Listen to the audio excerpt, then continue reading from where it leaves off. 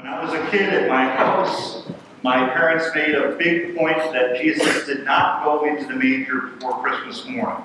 Then on Christmas morning, they brought out Jesus, and we were finally able to place him into the manger. So during the entire Lenten or the Advent season, when we have our nativity set up, it was always empty. And as we are, we're in longful, joyful expectation and longing for the coming of our Savior at Christmas time.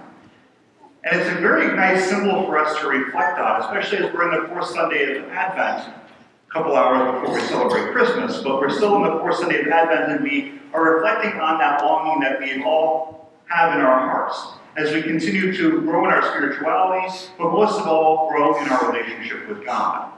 Because it's all about relationship with Christ that we're striving for in our entire lives, and we know that we are longing. Our souls are always longing to be with Him. That is in the depths of our souls, like St. Augustine says, our hearts are always restless until they rest in you.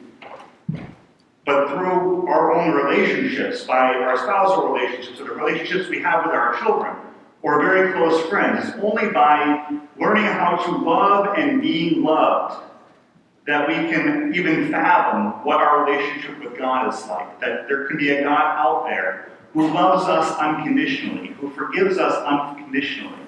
It's only through our human relationships do we get a glimpse of the almighty relationship that we are called to with our Heavenly Father. So we give thanks for those relationships that we have and realize how important they are. And the inner longings of our souls and our hearts is to love and to be loved. If we're not loved or we never feel like we're loved, if we don't feel from the depths of our heart that we're loved by those around us, or that God truly and unconditionally loves us, how are we able to extend love?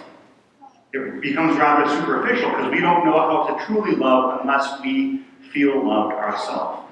And that's what our longing is throughout our entire lives, of developing our spirituality and our relationship with God. So, the empty manger, getting back to that.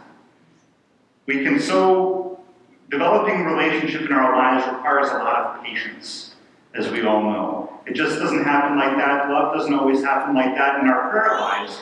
We don't always feel filled up or fulfilled or on cloud nine with our relationship with God at all times. Sometimes we run into some dry spots. In our own personal relationships, we run into some dry spots. It's not as exciting as it used to be.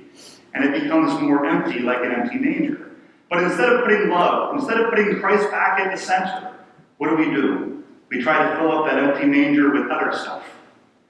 Whether it's consumeristic goods, whether it's the new electronic that's out, or whether it's habits and things that we really shouldn't be getting into, we put that at the center of our lives, and what happens is that runs dry, and that doesn't fulfill us.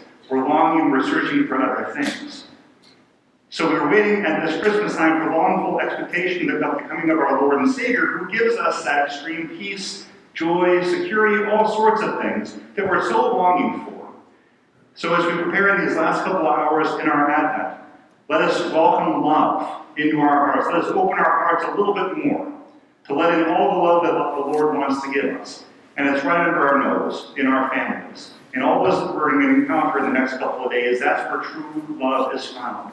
That's where relationship with God is found. Let us bask in it as we celebrate the Nativity together.